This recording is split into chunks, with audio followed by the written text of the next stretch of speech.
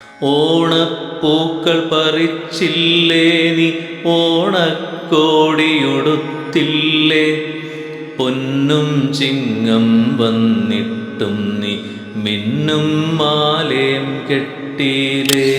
നിറയെ കുട്ടിത്തമുള്ള ഈ കവിത കേൾക്കുമ്പോൾ ഓണം വന്ന് വീട്ടുമുറ്റത്ത് നിൽക്കുന്നത് പോലെ തോന്നുന്നില്ലേ?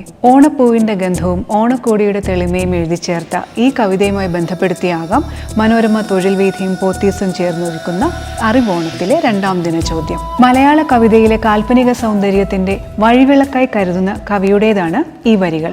ഇന്നലെ രാത്രിയിൽ ഞാനൊരു പൂമുട്ടിൻ മന്ദസ്മിതത്തിൽ കിടന്നുറങ്ങി എന്ന അതിമനോഹരമായ ഭാവനയും ഇതേ കവിയുടേതാണ്. ഇനി ഈ കവിയെ തിരിച്ചറിയാൻ ബുദ്ധിമുട്ടുണ്ടാവില്ല.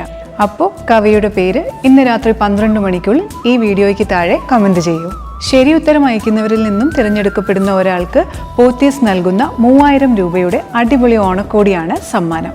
ഈ ഓണത്തിന് പോത്തീസിൽ നിന്ന് പർച്ചേസ് ചെയ്യുമ്പോൾ ഒരു കിയ കാർ ഭാഗ്യ സമ്മാനമായി നേടാൻ അവസരമുണ്ട്. ഇന്ന് തന്നെ തൊഴിൽ വീഥി ഇൻസ്റ്റാഗ്രാം പേജ് ഫോളോ ചെയ്യൂ. ഈ വീഡിയോ നിങ്ങളുടെ 5 കൂട്ടുകാർക്ക് ഷെയർ ചെയ്യൂ. മറ്റൊരു അറിവോണ ചോദ്യവുമായി നാളെ കാണാം. ഏവർക്കും ചിത്തിര ദിനാശംസകൾ.